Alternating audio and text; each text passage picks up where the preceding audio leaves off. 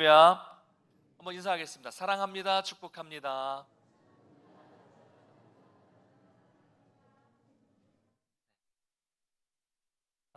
우리가 계속 창세기 말씀 이제 요셉의 이야기를 보고 있습니다. 요셉이 참 어려움을 겪었어요. 그래서 요셉이 우여곡절 끝에 드디어 이 강대국 애굽의 2인자죠. 총리가 되었을 때 일반적인 사람들이라면 어떻게 생각합니까? 이제 끝났다. 다 됐다. 불행 끝, 고생 끝, 행복 시작. 뭐 이렇게 생각했을 거예요. 이제 된 거잖아요. 이룬 거잖아요.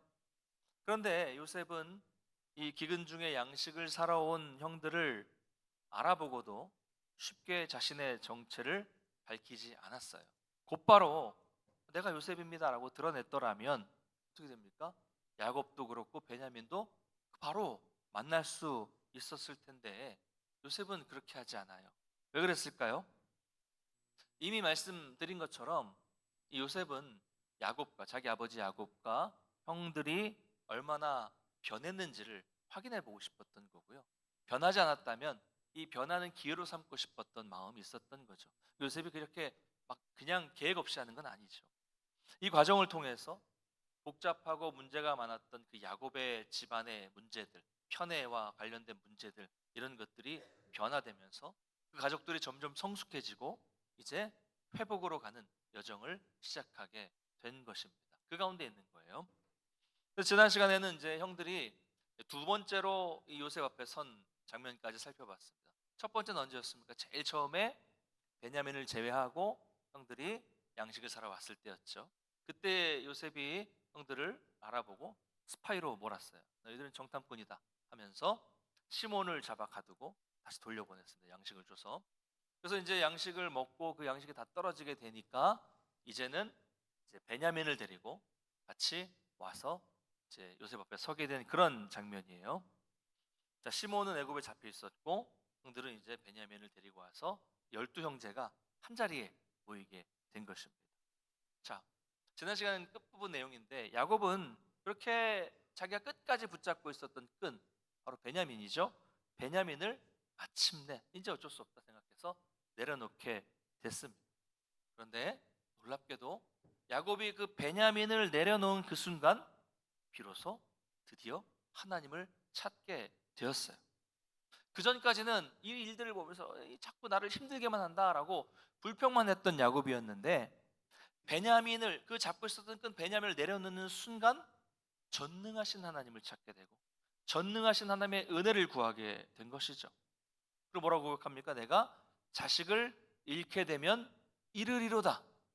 이 자포자기가 아니라 그랬죠. 하나님께 맡겨드리고 내가 잃게 되면 이르리로다라고 이렇게 고백을 했어요. 이제야 하나님을 온전히 의지하는 신앙인으로 회복이 된 것입니다. 이렇게 야곱이 자기가 붙잡고 있었던 꽉 쥐고 있었던 베냐민을 내려놓게 되니 문제가 해결되기 시작하는 거예요. 지금 야곱의 12아들이 무려 20년이 넘는 시간, 20년 훨씬 넘었죠? 한 자리에 모여서 오늘 뒷부분을 보면 즐거운 잔치를 벌이게 되는 일이 야곱의 결단으로부터 시작이 된 것이죠.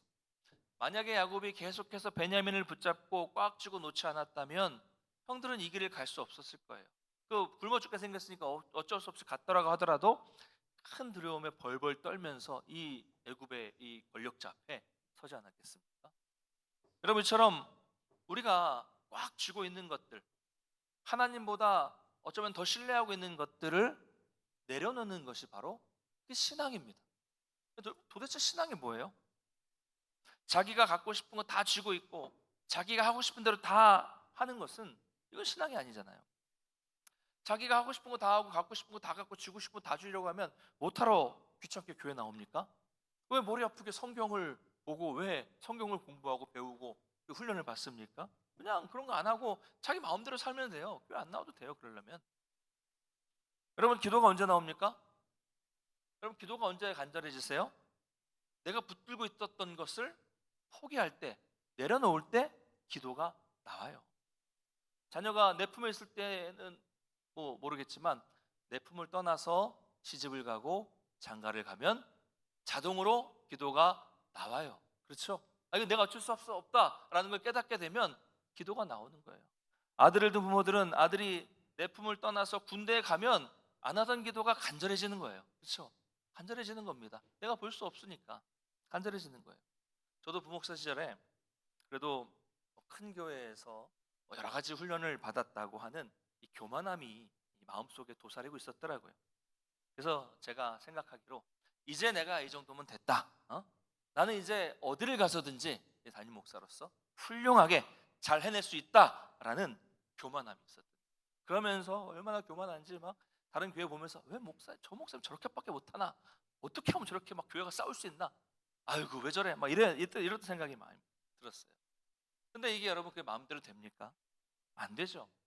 내 생각과 다르게 막 길이 막힐 때도 있었고요. 또 어디로 가야 될지 모르는 막막함을 경험할 때도 참 많았습니다. 그러면서 하나님은 저 한없이 자꾸 저를 낮춰주시는 거예요. 낮아지고 낮아지다가 어느 순간 깨닫게 된 것이 이겁니다. 아, 그렇구나. 목회는 내 생각대로 되는 것이 아니구나. 목회는 내가 할 수 있는 것이 아니구나라는 것을 깨닫고 제 손에 힘을 빼고 제 몸의 힘을 온전히 빼고 삶을 송두린 채 하나님께 맡겼죠. 하나님께 던졌어요. 이렇게 다 내려놓았을 때 기도가 간절해지는 겁니다. 하나님, 나는 그냥 하나님이 인도하시는 대로, 하나님이 인도하셔서 바람 불어주시는 대로 그냥 그렇게 흘러가겠습니다. 주님, 나를 인도해 주시옵소서라고 하면서 기도가 간절해지고, 기도가 간절해질 때 하나님께 맡겼을 때 비로소 길이 열리게 되는 것입니다. 우리가 신앙에서 이런 것을 경험해 봐야 됩니다. 여러분, 신앙이란 내 생각과 내가 가진 것을 포기하고 내 손에 힘을 빼고 꽉 쥔 것을 내려놓고, 누구에게요? 하나님께로 내려놓고 하나님께 내 삶을 송두리째 던지고 온전히 맡기는 것이 신앙인 줄 믿으시기를 바랍니다. 내려놓을 때 간절함이 생기고, 간절함은 기도를 낳게 되는 것입니다. 폭염 경보 같아요. 예측으로. 너무 신경 쓰지 마시고, 내려놓을 때 간절해지고, 간절해지면 기도가 나오게 되는 것입니다. 그때부터 하나님이 일하기 시작하시는 것이죠. 여러분, 야곱이 베냐민을 내려놓을 때 변화가 시작되었습니다. 그럼 과연 여러분은 지금 무엇을 붙들고 계십니까? 내가 다른 건 몰라도 이것만큼은 절대로 포기할 수 없다. 그거 있죠? 그거? 이것만큼 절대 안 돼. 그거 다 생각나시죠? 생각나시죠? 그거예요. 그것을 내려놓아야만 문제가 해결되고 변화가 시작되는 겁니다. 어쩌면 내가 이걸 내려놓지 못하면 하나님은 의도적으로 내가 포기할 때까지 그것을 그렇게 몰아가실 때가 있을 수도 있어요. 그러실 수도 있습니다. 오늘 야곱의 고백 지난 시간에 내가 잃게 되면 잃으리라. 여러분, 우리가 여기까지 가야 됩니다. 이거 내가 쥐고 있는 거 이거 잃게 되면 잃지 뭐, 하나님이 어떻게 하시겠지, 이런 마음, 여기까지 가는 거예요. 야곱만 그렇게 한 것이 아닙니다. 야곱의 할아버지 누구예요? 아브라함도 그랬어요. 100세에 낳은 그 귀한 아들, 100세에 낳았으니 얼마나 귀합니까? 그 귀한 아들을 하나님이 원하셨어요. 근데 아브라함이 어떻게 했어요? 그래, 내가 잃게 되면 잃으리로다. 물론 이렇게 얘기는 하진 않았지만 야곱의 표현을 그대로 하자면 내가 잃게 되면 잃으리로다. 자포자기가 아니잖아요. 하나님이 다시 살리시겠지. 하나님이 뭔가 준비하시고 계획하신 게 있겠지. 하나님은 다 생각이 있으시다, 계획이 있으시다. 이런 마음으로 하나님께 자기 아들을 드렸을 때 아브라함은 여호와 이레, 준비하시는 하나님을 만나게 된 것입니다. 여러분, 이삭은 어땠습니까? 우물을 팠어요. 우물을 팔 때마다 억울하게 빼앗겼습니다. 그 우물은 우리 동네, 우리 나라의 우물이 아니라 그랬어요. 중동 지역은 뭐 수십 미터, 뭐 100미터 뭐 이렇게 파야 돼요. 안 나올 수도 있어요. 어렵게 팠어요. 몇 날 며칠을 팠습니다. 그런데 억울하게 빼앗겼어요. 잘못한 것도 없는데 괜히 와가지고 시비 걸고 뺏어갑니다. 그래서 그래 포기하고 다른 곳에 가서 또 우물을 팠습니다. 몇 날 며칠 힘들게 팠어요. 또 시비를 걸어요. 그래도 참죠. 내가 잃게 되면 잃으리라. 하나님이 또 주시겠지. 이런 마음으로 나아가서 또 다른 곳에서 우물을 팠을 때 드디어 르호봇, 넓은 곳, 넓은 곳의 뜻이에요. 르호봇에 가서 이제는 더 이상 쫓아오지 않고 뺏지 않고 다툼이 없고 평화가 오게 되었습니다. 그렇게 잃으면 잃으리라는 마음으로 참고 우물을 판 이삭에게 하나님이 나타나셔서 복을 약속해 주셨어요. 사랑하는 성도 여러분, 포기할 때 은혜가 넘칩니다. 내려놓을 때 기쁨이 넘치게 됩니다. 여러분, 그런 분들이 많아요. 신앙생활 하면서도 다 움켜쥐고 있어요. 자기 거 다 움켜쥐고 있으면서 뭐라고 말해요? 아이고, 내가 신앙생활 했더니 은혜가 없더라. 아니 뭐 기적도 없더라. 뭐 기쁨이 없었다. 뭐 이렇게 말씀하지 마십시오. 한 번도 내려놓지 않고서 그런 말을 하면 안 됩니다. 하나님에 대한 절대적인 믿음을 가지고 여러분이 의지하고 있는 것, 붙잡고 있는 것을 한번 내려놔 보십시오. 한번 해보세요. 그래서 놀랍게 부어주시는 여호와 이레의 하나님, 또 르호봇으로 인도해 주시는 그 하나님을 경험하게 되시기를 간절히 소망합니다. 그래서 오늘 본문은 보면 이제 요셉이 기뻤어요. 왜냐하면 드디어 12형제가 다 모였잖아요. 보고 싶었던 베냐민이 온 거잖아요.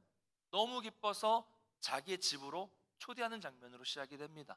근데 여러분, 그런 높은 자리에 있는 사람은 관저가 있어요. 근데 관저가 아니라 지금 자기 집 사저, 자기 원래 집으로 초대하는 거예요. 이거는 귀한 손님들을 초대하는 거죠. 근데 문제는 요셉은 너무 기뻐서 형들을 초대했는데 형들은 너무 두려워하고 있었다는 거예요. 왜 두려워합니까? 무언가 마음속에 아직 떳떳하지 않기 때문이에요. 오래된 죄의 문제가 아직도 해결되지 않았기 때문에 두려워한 겁니다. 두려우니까 뭐가 생겨요? 두려우니까 걱정이 생깁니다. 두려우니까 걱정이 생기고 온갖 불안한 상상을 막 하게 돼요. 오늘 성경을 보니까 이런 상상을 해요. 왜 우리를 저기로 인도하는가? 우리 자리 위에 옛날에 다시 들어있던 돈을, 그 문제로 인해서 우리를 잡으려 하는구나.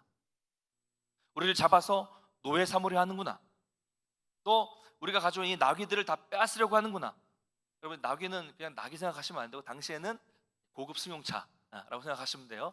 이 다 뺏으려 하는구나. 별의별 생각을 다 하면서 두려워하고 있습니다. 근데 여러분 생각해 보십시오. 형들이 생각하는 것 중에 맞는 게 하나라도 있어요? 잡으려 합니까? 노예 삼으려 합니까? 나귀를 뺏으려고 합니까? 다 틀려요. 하나도 맞는 게 없어요. 요셉도 그런 마음이 없고요. 요셉의 집으로 인도하는 요셉의 그 청지기도 그런 마음이 전혀 없습니다. 그러면 여러분, 이 두려움의 원인은 어디에 있습니까? 이 두려움은 어디서부터 나오는 거예요? 왜 우리는 하나님을 아버지라고 부르는데 여전히 우리에겐 두려움이 남아있는 것입니까? 우리가 창조주 하나님을 믿고 그 창조주 하나님이 우리 아버지신데 왜 우리는 지금도 걱정과 근심 속에, 불안함 속에 살고 있는 것일까요? 가끔 보면 많은 분들이 아무것도 일어나지 않은 일에 대해서 지레 겁을 먹고 오늘 이 요셉의 형들과 같은 상상을 하는 분들이 있어요. 조금 아프면 이거 심각한 병이 아닐까? 이거 혹시 암인가? 불치병인가? 희소병, 희귀병인가? 이러다 하나님이 날 먼저 불러가시는 거 아닌가? 여러분, 이런 걱정이 오히려 더 큰 병을 만듭니다. 불안하시면, 어디 아프시면 네이버 찾아보지 마시고 지식 검색해보지 마시고 병원을 가세요. 그래도 불안하시면 우리 뭐 교회도 뭐 이렇게 병원 관련된 분 계시잖아요. 여쭤보세요. 보시면. 네. 그리고 진단을 받아야지 걱정한다고 해결됩니까? 이런 불행은요, 자기가 만드는 거예요. 자기 속에서 만드는 겁니다. 정확하지도 않아요. 아무 일도 벌어지지 않았는데 자꾸 불길한 상상을 합니다. 여러분, 불길한 상상은 그 상상으로 끝납니까? 아니에요. 불길한 상상은 살이 붙어요. 살이 붙고 이것저것 막 인터넷을 검색할수록 그 살은 눈덩이 같이 불어나서 정말 아무것도 하지 못하는 상태로 만들어요. 걱정을 많이 하니까, 쓸데없이 걱정을 하고 쓸데없는 상상을 하고 불안하니까 잠도 못 자잖아요. 누워서 계속 막 핸드폰으로 막 이것저것 막 검색해보고, 다 맞지도 않는 얘기 검색해보고, 그러니까 잠은 부족하죠. 머릿속에 생각은 많아서 머리 아프죠. 얼굴도 푸석푸석해지고 초췌해지고 진짜 환자가 되는 거예요. 우울해져 버리는 겁니다. 사실 아무 일도 안 일어났잖아요. 조금 아픈 것뿐이잖아요. 그런데 자기가 자신을 스스로 암울하게 만드는 것입니다. 여러분, 이런 데서 벗어나셔야 돼요. 성도도 걱정과 근심을 안 할 수는 없어요. 문제가 생기는데 어떻게 걱정 안 해요? 어떻게 근심 안 해요? 그러나 여러분 기억하십시오. 근거도 없는 지나친 걱정도 불신앙이라는 것을 기억해야 됩니다. 근거 없는 걱정, 불신앙이에요. 여러분 보십시오. 늘 불안하고 늘 두려워하는 삶을 사는 사람이 그 걱정과 근심이 자기에게만 영향을 미칠까요? 그렇지 않아요. 자기가 머리가 복잡하고 불안하고 두려우면 그게 불평으로 나오게 돼요. 불평으로 나옵니다. 불평으로 나오면 그 불평은 가족들과 다른 사람에 대한 불평과 정죄가 되는 거예요. 내가 이렇게 힘든데 하면서 불평이 되고, 너는 왜 그랬단 식이냐, 이게 정죄가 되는 거예요. 그러면서 그게 공격이 되죠. 공격적으로 변해요.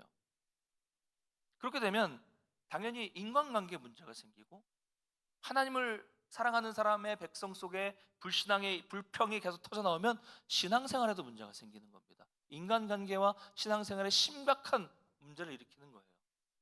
이 걱정과 불안함과 두려움이 사탄이 우리의 영혼을 망가뜨리려는 하나의 방법이라는 것을 여러분 우리가 절대로 잊지 말아야 됩니다. 걱정에 내가 빠져있다, 여러분 돌이키셔야 돼요. 이거 사탄이 나를 넘어뜨리려고 하는구나. 여러분, 성도는 어떻게 해야 됩니까?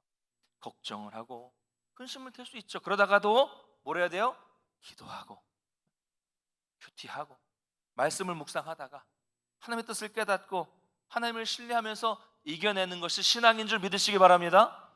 여러분, 눈앞에 보이는 걱정과 문제에 사로잡히지 마시고 여러분의 눈을 들어서 전능하신 하나님을 바라보십시오. 전능하신 하나님, 주권적으로 나를 인도하시는 그 하나님을 신뢰하시기를 주님의 이름으로 축원합니다. 하나님을 바라볼 때 여러분 눈앞에 있는 어두움은 금방 사라지고 여러분 눈앞에 밝은 미래와 밝은 빛이 기다리고 있을 것입니다. 이런 온전한 믿음을 갖게 되시기를 주님의 이름으로 축원합니다. 그래서 형들은 두려움에 온갖 상상을 하면서 막 두려웠어요. 그래서 요셉의 집에 도착하자마자 요셉의 집으로 안내해준 요셉의 청지기, 요셉의 종이죠. 청지기, 좀 중간 관리자예요. 청지기에게 지레 겁을 먹고 먼저 자신들의 이 속에 있는 마음을 다 고백을 하는 거예요. 20절, 21절, 22절 한번 같이 읽어보겠습니다. 시작. 이르되 내 주여, 우리가 전번에 내려와서 양식을 사가지고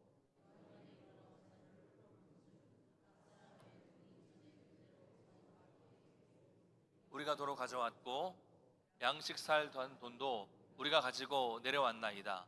우리의 돈을 우리 자리에 넣은 자는 누구인지 우리가 알지 못하나이다. 아멘. 네. 자, 보십시오. 형들의 말을 가만히 보시면 거짓이 있어요, 없어요? 다 진실이에요. 전에 야곱에게 말할 때도 다 진실이었죠. 원래 형들이 이런 사람들이 아니었죠. 형들은 이런 고난을 통해서, 이런 수많은 일련의 고난을 통해서 점점 그 말이 거짓이 아닌 진실을 말하는 사람들로 바뀌었다는 것을 알 수가 있어요. 어떻게 보면 혹독한 훈련을 받고 있는 겁니다. 자, 이렇게 진실하게 솔직하게 형들이 말했을 때 이 청지기는 어떻게 대답하는지 한번 보겠습니다. 23절 24절 같이 읽겠습니다. 시작. 그가 이르되 너희는 안심하라. 두려워하지 말라. 너희 하나님 너희 아버지의 하나님이 재물을 너희 자루에 넣어 너희에게 주신 것이니라. 너희 돈은 내가 이미 받았느니라 하고 시몬을 그들에게로 이끌어내고 그들을 요셉의 집으로 인도하고 물을 주어 발을 씻게 하며 그들의 나귀에게 먹이를 주더라. 아멘. 청지기가 먼저 뭐라고 합니까? 걱정하지 마. 안심해라. 두려워하지 말라. 형들에게는 아마 이 음성이 하나님의 음성처럼 들리지 않았을까요? 이 청지기는 주인인 요셉의 마음을 너무 잘 알고 있었던 청지기예요. 요셉의 명령을 들었고 요셉이 어떤 생각을 하고 있는지 다 알고 있었던 사람입니다. 그러니까 안심해라, 두려워하지 마라, 걱정하지 말아라 라고 요셉의 마음을 대신 전하면서 안심시키는 것이죠. 그래서 저는 이 말씀을 보면서 이 청지기는 아주 충성스럽고 아주 성실한 청지기였던 것으로 볼 수 있다고 생각을 합니다. 왜 그렇습니까? 여러분, 일반적으로 대부분의 청지기들은 이렇게 말하지 않아요. 뭐라고 말합니까? 야, 나한테 잘 보여. 너한테 잘 못 보여서 내가 한마디만 하면 너희들은 다 죽을 수 있어. 그렇죠? 그래요. 이것이 보통 세상의 중간 관리자들의 모습이라고 할 수 있어요. 여러분 직장에 보십시오. 직장 상사들, 이런 사람들 많죠. 자기가 권한이 없는데도 자기가 뭐가 되는 것처럼 행동을 하는 거예요.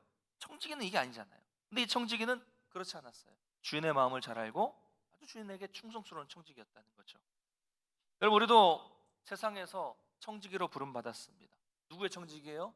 우리의 주인 되시는 하나님의 청지기입니다. 믿으십니까? 저도 여러분 다 청지기예요.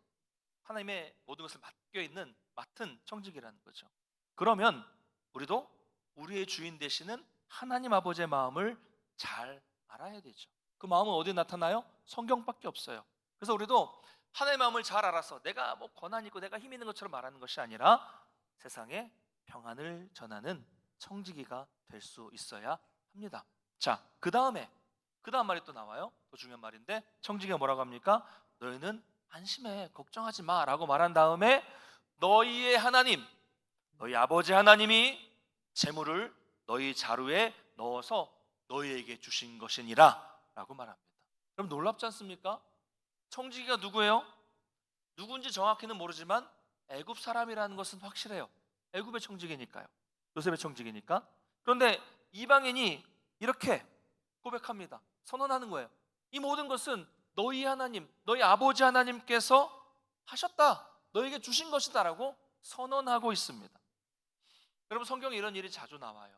특별히 요셉 주변에 있었던 사람들은 다 하나님을 인정하는 모습을 볼 수가 있습니다. 이방인들이. 형들은 이 말을 듣고서 얼마나 마음이 놓였겠어요. 하나님이 우리를 이렇게 인도하셨구나라는 것을 깨닫게 된 것입니다. 여러분, 이처럼 우리도 세상에서 하나님의 선한 청지기로서 다른 사람들을 안심시키고 평안하게 만드는, 화평을 이루는 역할을 담당해야 합니다. 그렇게 되려면 먼저 우리가 하나님이 주시는 평안과 은혜를 경험해야 되지 않겠습니까? 하나님이 주시는 놀라운 평강을 경험해봐야 그 평강을 전할 수 있는 거예요. 바라기는 여러분, 어디를 가시든지 화평을 전하는 성도님들 되시길 간절히 축원합니다. 여러분, 예수 믿는다고 하는데 교회 다니는 거 다 알잖아요. 나는 교회 다니는 거 비밀이다 분 있어요? 내 교회 다니는 것을 사람들에게 알리지 말라 이런 분 계세요? 다 알잖아요. 그런데 교회 다니고 예수 믿는다고 하는데 맨날 가서 하는 게 불안해하고 걱정하고 두려워하고 이거 어떡하지? 그러면서 또 거기 더 나아가서 불평하고 짜증내고 막 화내고 그러지 마세요. 막 짜증내놓고서 미안해, 그때 내가 더워서 그랬어 막 이러지 마십시오. 여러분, 우리가 예수 믿는 사람, 교회 다니는 사람이 세상과는 달라야 되지 않겠습니까? 여러분, 신앙은 본질적으로 인간의 성향과 그리고 관계를 바꿀 수 있습니다. 믿으십니까? 다시 한번요. 신앙은 본질적으로 우리 인간의 성향을 바꾸고요, 인간 사이의 관계를 바꿀 수 있습니다. 이건 인간이 할 수 없어요. 인간은 안 돼요. 인간은 인간을 바꿀 수 없습니다. 인간은 인간의 관계를 바꿀 수 없어요. 그러나 하나님은 하실 수 있습니다. 그래서 내가 바뀌어서 여기 있는 거잖아요. 여러분, 옛날에 이렇게 이러지 않으셨죠? 네. 더 옛날에 안 그렇죠? 근데 지금 바뀌어서 여기 있는 거예요. 저는 얼마나 많이 바뀌었는지 몰라요. 하나님이 성향을 바꾸시는 거예요. 하나님이 인간의 마음을 바꾸시니까 관계를 바꿀 수 있는 것입니다. 여러분 다 바뀐 분들이잖아요. 우리는 바뀌었기 때문에 세상이 알 수 없는 구원의 기쁨을 경험한 사람들이에요. 우리는 세상이 모르는 그 구원의 은혜를 맛본 사람들입니다. 그렇다면 우리는 우리가 받은 그 말씀, 그 놀라운 구원, 그 은혜를 그대로 전할 수 있어야 합니다. 뭘로요? 말로, 행동으로, 삶으로. 바라기는 항상 여러분이 하나님께 받은 은혜로 밝게 또 평안하게 사시기를 바라겠고요, 그 평안한 삶을 통해서 세상에 화평을 전할 수 있는 여러분 되시기를 간절히 축복합니다. 그래서 드디어 이제 요셉이 집으로 돌아와서 형들은 다 이제 요셉을 만나게 돼요. 요셉은 나이가 많은 아버지의 안부를 묻고 그토록 보고 싶었던 자기 라헬에게서 낳은 자기 동생 베냐민을 만나죠. 그 베냐민을 만나자마자 이게 감정을 억누를 수 없는, 20년 훨씬 넘었잖아요. 감정을 억누르지 못하게 돼서 그 자리를 피해서 눈물을 흘립니다. 그리고 다시 돌아와서 눈물을 싹 닦고 절제를 해요. 저 같았으면 벌써 끝났다고 말씀드렸죠? 네. 저 같아서 이미 첫 번째 끝났어요. 펑펑 울면서 형들, 제가 요셉입니다. 이제 걱정하지 마세요. 이 먹을 거 걱정하지 마세요. 제가 다 먹여 살릴게요. 이랬을 텐데 요셉은 참 대단해요. 아직도 절제하고 있어요. 그래서 형들이 두려웠던 이 두려움의 자리는 기쁜 잔치의 자리로 바뀌었어요. 형들은 요셉을 극진히 대접을 합니다. 근데 여러분, 성경을 보셨겠지만 지금 요셉은 따로 식사를 하고 있고요. 또 요셉의 청지기도 따로 식사를 하고 있고, 형들은 또 이렇게 따로 이렇게 식사를 모여서 하고 있습니다. 왜냐하면 성경에 나와 있는데 애굽 사람은 히브리인들과 함께 식사하는 것을 꺼렸기 때문입니다. 왜 꺼렸냐면 자기들은 우월한 민족이기 때문에 저런 이 우월하지 않은 민족들과 함께 먹는 건 부정하다라고 생각을 해서 따로, 배타적이었어요. 따로 식사를 하는 겁니다. 그래서 요셉과 형들은 따로 식사를 하는데, 이게 무슨 의미를 가지고 있냐면 나중에 이스라엘 백성들이 이제 애굽으로 들어가잖아요. 야곱과 70인의 가족, 야곱이 이스라엘이죠. 야곱과 70인의 가족은 그때 한 이스라엘 민족이에요. 70명밖에 안 되는 민족이죠. 그 민족이 이제 애굽으로, 요셉으로 인해서 애굽에 들어가서 살게 되는데 어디 살아요? 다른 땅을 줘요. 애굽 사람과 함께 살자고, 너희들만 따로 살아라고 땅을 줍니다. 그래서 애굽 사람들과 섞이지 않은 이유가 여기 있어요. 애굽 사람들을 더 우월하기 때문에, 자기들은 더 이 유대인을 배타적으로 생각했기 때문에 따로 살게 합니다. 그래서 유대인들이 애굽인과 섞이지 않아요. 만약에 가나안 사람들 같았으면 막 다 섞이거든요. 섞였다면 야곱의 가족들은 너무 소수였기 때문에 다 그대로 애굽 민족으로 흡수됐겠죠. 근데 따로 살았기 때문에 70명이 어떻게 돼요? 나중에 장정만 60만, 200만 명이 넘는 엄청난 민족으로 번성할 수 있게 된 것입니다. 이스라엘이 번성하기에는 이런 애굽만큼 좋은 나라가 없었다는 것이죠. 그러니까 이게 별거 아닌 것 같지만 이 가운데도 하나님의 섭리가 역사했다는 것을 우리는 발견할 수가 있습니다. 자, 이제 밥을 먹어요. 근데 요셉은 형제들을 순서대로 이렇게 앉힙니다. 첫째부터 마지막 베냐민까지 앉혀요. 자, 요셉은 한 번도 형들의 나이를 물은 적이 없어요. 그런데 갑자기 이 애굽 사람 총리가 자기들의 나이를 모르는데 서열대로 앉히는 거예요. 형들은 어리둥절해서 서로를 쳐다봤습니다. 서열대로 앉히니까. 그래도 이제 아직 눈치를 채지 못했죠. 그 다음 이제 34절인데 한번 읽어보겠습니다. 34절 시작. 요셉이 자기 음식을 그들에게 주되 베냐민에게는 다른 사람보다 5배나 주매 그들이 마시며 요셉과 함께 즐거워하였더라. 아멘. 자, 형들을 순서대로 앉혀놓고 형제들을 음식을 이렇게 줍니다. 순서대로. 자, 첫째부터 쭉 주는데 마지막 베냐민에게 가서는 다른 사람보다 몇 배요? 5배나 더 주었다는 말이에요. 이 음식이 귀한 시기에. 자, 우리 같았으면 어떻게 할까요? 먹는 거에 우리가 좀 예민하잖아요, 그렇죠? 아주 맛있는 음식을 배식해 주는데 나는 하나를 주는데 뒷사람한테 5개를 줘요. 참을 수 있습니까? 나는 한 국자를 떠주는데 뒷사람한테는 5국자를 퍼주는 겁니다. 어떨까요? 당장 따지지 않겠습니까? 이 먹고 밥 가지고 장난치고 자빠졌네 막 이러면서 막 화가 막 나올 거예요. 여러분, 점심에 배식하시는 분들 배식 잘하시기 바랍니다. 네. 그렇게 돼요. 기분 나빠요. 말은 안 해도 기분 나쁘죠. 그런데 형들은 어떻게 해요? 그들이 마시며 요셉과 함께 즐거워하였더라. 할렐루야. 놀랍게도 형들은 불평이 없어요. 시기가 없어요. 질투가 없어요. 형들이 이런 사람들이 아니었거든요. 요셉이 베냐민에게 귀한 음식을 5배나 주면서 누구를 받겠습니까? 베냐민의 얼굴을 받겠지만 형들의 표정을 이렇게 보는 거예요. 시험하는 거거든요. 하나하나 형들의 표정을 보는데 즐거워요. 옛날에 같으면 시기하고 내가 더 위가 되고 막 해야 되는데 함께 즐거워하였더라. 놀라운 변화 아닙니까? 이제 형들은 은혜를 맛보는 형들로 바뀐 거예요. 하나님의 은혜가 이 가정 가운데 가득히 덮이기 시작한 것입니다. 성도 여러분, 여러분 어떠십니까? 나보다 다른 사람이 더 복을 받고 나보다 다른 사람이 더 큰 은혜를 누리고 내 자녀보다 다른 사람이 더 잘됐다는 소리를 들으면 어떤 마음이 드십니까? 짜증이 나십니까? 화가 나십니까? 하나님이 원망스러워지십니까? 여러분, 남이 복을 받을 때, 남이 아주 잘 될 때 질투가 없고 시기가 없고 불평이 없는 사람이 진짜 구원받은 성도입니다. 할렐루야. 구원받은 성도들이 모인 교회는 오늘 말씀처럼 다 함께 즐거워하였더라. 다 함께 즐거워하는 모임입니다. 가족이니까요.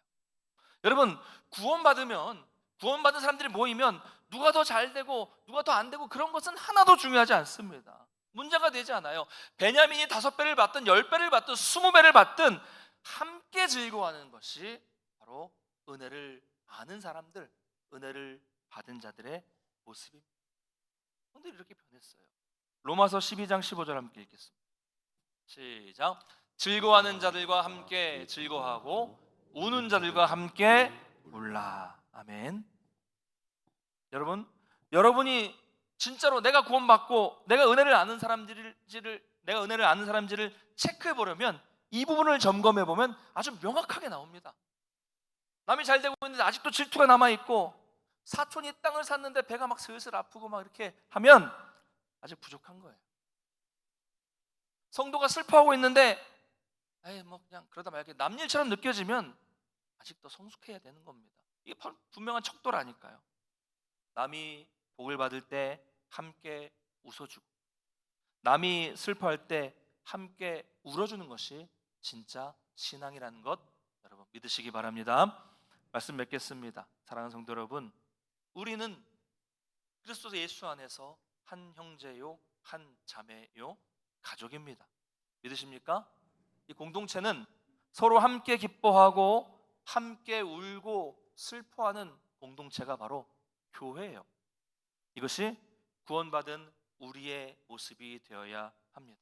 저는 정말 우리가 교회는, 성도들은 좀 세상과 완전히 좀 다른 모습으로 살았으면 좋겠어요. 남이 좀 잘 되면 막 시기하고 질투하고, 아이고 뭐 그래 그거는 잘 됐는데 다른 건 어떤가 막 이런 막 욕을 하고 막 남이 슬퍼하든 말든 뭐 그런 세상이 아니라 좀 우리는 함께 즐거워하는 그런, 함께 슬퍼하는 그런 공동체가 됐으면 좋겠습니다. 오늘 야곱의 아들들이 질투와 불평 없이 함께 즐거워한 것처럼 우리도 함께 기뻐하고 함께 울어주면서 언제까지요? 주님 오시는 그날까지 평생 이 길을 함께 걸어가는 그런 복된 공동체가 되기를 주님의 이름으로 간절히 축원합니다.